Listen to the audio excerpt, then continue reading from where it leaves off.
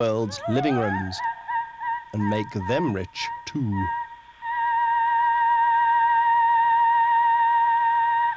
The prize catch was Dame Nellie Melba, an Australian soprano superstar who held out until she got £1,000, her own unique mauve label, and a pudding named after her.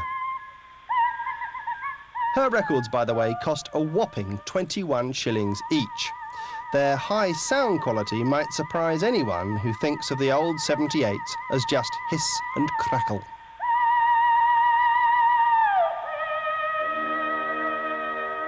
Perhaps most curious of all are the only recordings from 1902 of a very different kind of soprano, Alessandro Moreschi, the last living castrato. Castrati, you may remember, were male sopranos whose testicles were removed before puberty to stop their voice ranges dropping to baritone or bass. This once popular technique died out in the 19th century, not entirely surprisingly. The recordings of Moreschi, by then in his 60s, represent some of the most haunting and, let's be honest, frightening sung performances known to man.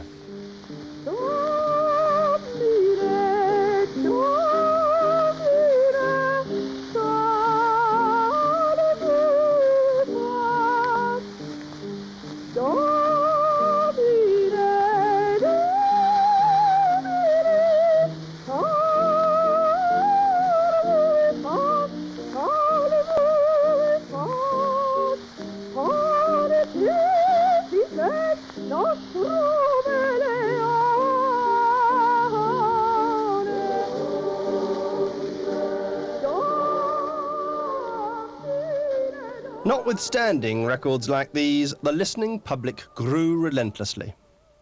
The arrival of portable record players meant that music could not only be heard in the home, but just about anywhere.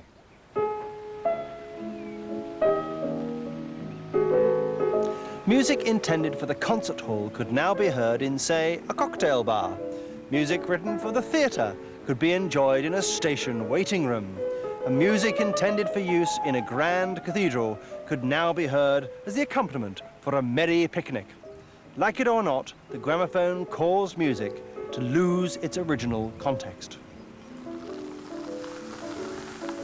Advances in technology were about to transfer the grandeur and richness of the symphony orchestra onto disc. How on earth were the highbrows of the classical world going to handle the cheapening, as they would see it, of their glorious repertoire by the spread of the gramophone?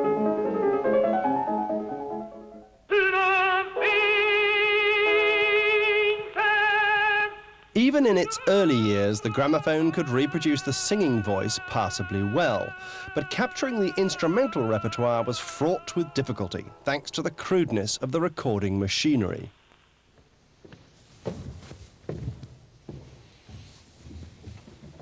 What we're going to do now is lay on a demonstration to show how unbelievably tricky the recording process was in the first 20 years of the 20th century. This string trio and I are going to play some Mendelssohn, and meanwhile sound experts Sean Davis and Duncan Miller, with their 1911 acoustic recording lathe, are going to cut a master disc of what we play using original technology. 1 and 2.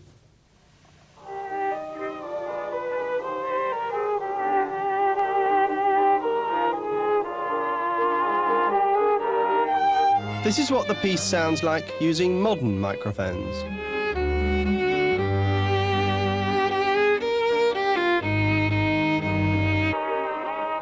And here's our ancient gramophone version. You'll immediately notice that the piano is very faint, as is the cello, while the double bass has disappeared almost entirely. The reason for this is that these sounds are too low, too quiet, and too subtle to be picked up by crude metal funnels and a Heath Robinson-like lathe.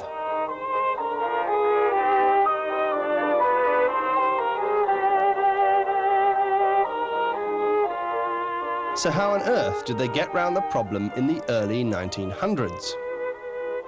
The pioneer recording engineers improvised vigorously, making the musicians bunch up as close as possible round the recording horn.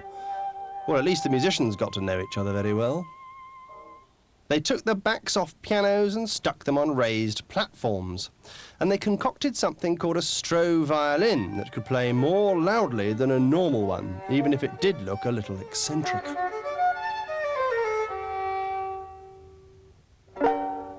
The other, much more drastic solution they adopted was to replace the weedy strings with beefy wind and brass instruments. Now this time, in theory, the antique recording device should be able to pick up all parts of the music.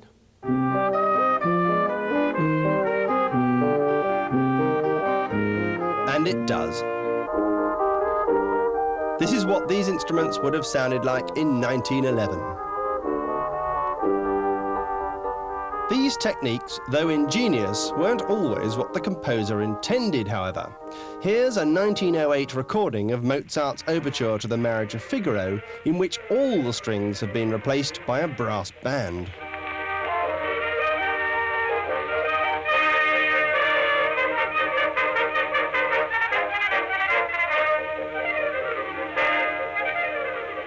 Fortunately for string players, a major leap forward was in the offing. A huge breakthrough in recording quality came with the introduction into studios of the electric microphone in 1925. This was much more sensitive and could cope with a wider range of frequencies, so musicians didn't have to cluster anymore around various funnels and horns to be heard.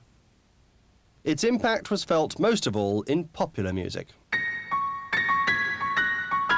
It had to be you. It had to be you. I wandered around and finally found the somebody who couldn't make me be true. No longer needing to bellow into a tin funnel like a sports coach into a megaphone, singers could murmur intimately into the mic. Crooning in a gentle and sentimental way made the singer seem more personal.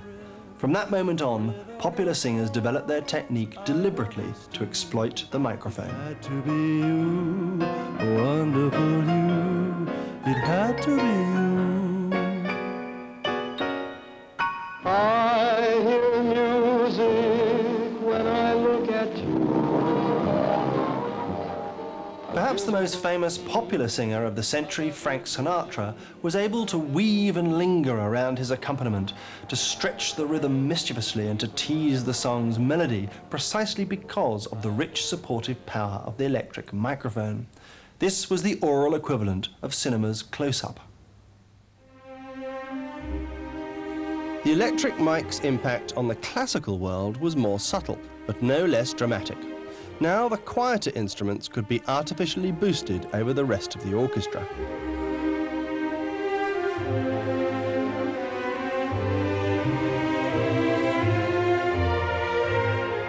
At last, the full range of the symphonic repertoire could begin to find its way into the homes of millions of people. The advent of recorded sound vastly increased the audience for serious concert music. The great classical works, from Mozart's operas to Brahms's symphonies, had only ever been heard, and sporadically at that, by a tiny, educated, relatively well-off audience. But this vast new egalitarian constituency for music naturally had different priorities. The power of the consumer was to have a decisive effect on music. Now, for the first time, ordinary music lovers could play exactly what they chose. And what they chose, by and large, was the familiar and melodious. In the 1930s, new music like Prokofiev's Third Piano Concerto would have struck many gramophone owners as rather plinkety-plonkety and discordant, not quite their cup of tea.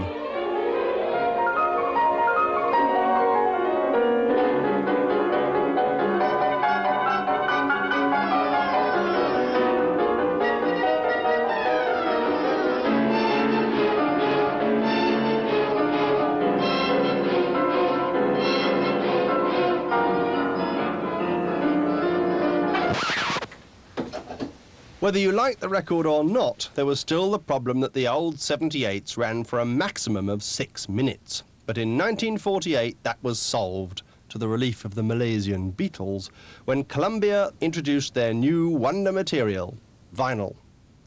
Not only was vinyl more resilient than shellac, but it could also support a micro groove, allowing the record to play at the new slower speed of 33 1/3 RPM and contain much more material than the old shellac 78s. The long player had arrived, and record listeners could look forward to something like 25 minutes of uninterrupted music.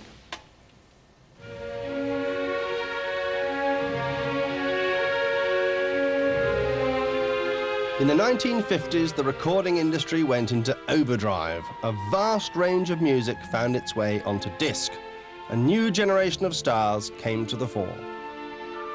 This was the heyday, for example, of Maria Callas, the female successor to Caruso.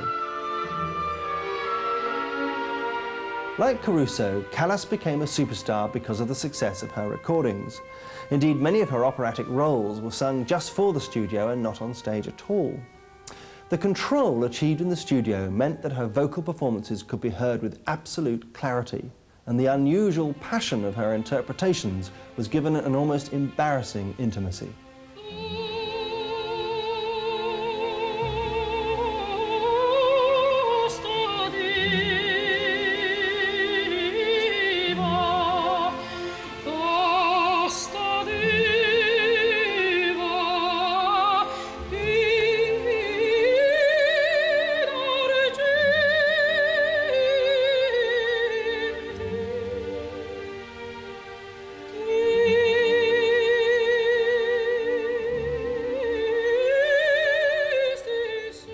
In the 1960s, stereophonic sound hit the market and the repertoire expanded all over again.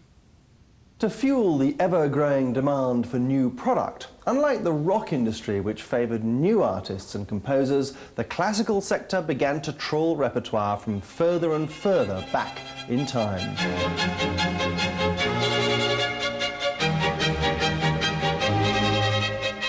Believe it or not, in the 1930s, Vivaldi's Four Seasons and Bach's Brandenburg concertos were virtually unknown pieces. Nowadays, they are the granary bread and butter of classical fare. The development of stereophonic sound in the 1950s and its marketing in the 1960s meant that everyone had to replace their old mono LPs with new stereo ones, especially when it came to albums like Sgt. Pepper's Lonely Hearts Club Band, which made a special feature of the new technique.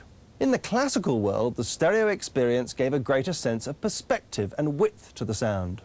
For example, by laying a symphony orchestra across the two speakers from left to right. But it also made the recorded sound more and more its own thing and less like the live concert auditorium. This process was even more prevalent behind the scenes, unbeknownst to the listening public. Since the 1940s, when music began to be recorded onto magnetic tape rather than disc masters, different performances of the same piece could now be sliced up and stuck together.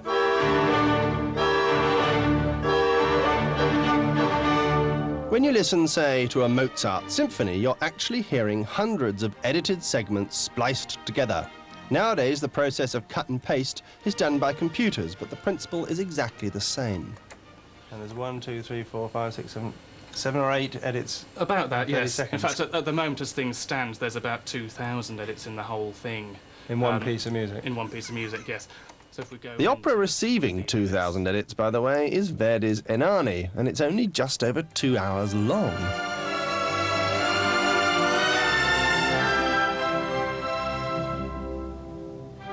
Over the years, what has emerged is the idea of a definitive performance of a particular piece frozen in time. A false perfection, you might say. We've therefore witnessed a battle between the concept of music on the one hand as a living, breathing, organic condition, ceaselessly reinventing itself, never static, never finished, and on the other hand, the concept of music as a thing, like a building, a poem, a painting, or a sculpture. Throughout the 20th century, composers and performers grappled with these two conflicting views of music.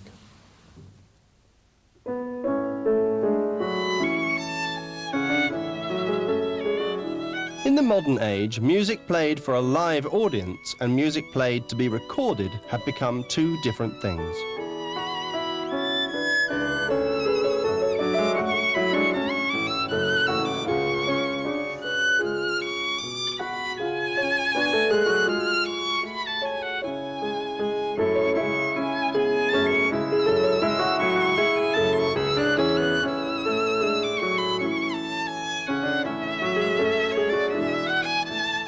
Concert musicians are in effect competing with the way they sound on disc. Many recordings have the soloist pushed very far forward, and particularly with an instrument like the cello. It's not the most powerful instrument, and yet you hear many cello concerto recordings with the cello absolutely, you know, you're inside the instrument. And of course, that doesn't happen in the concert hall. But sometimes people get very disappointed when they come into a concert hall and they don't hear the balance they've heard on a disc.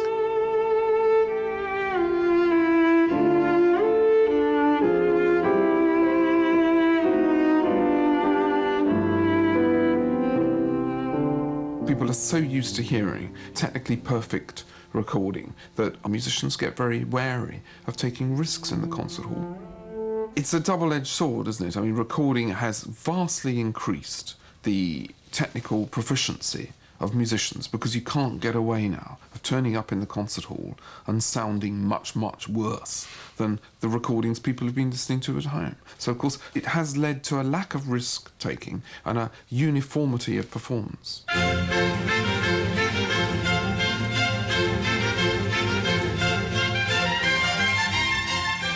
Not only did recording standardise performance styles, it also standardised the repertoire.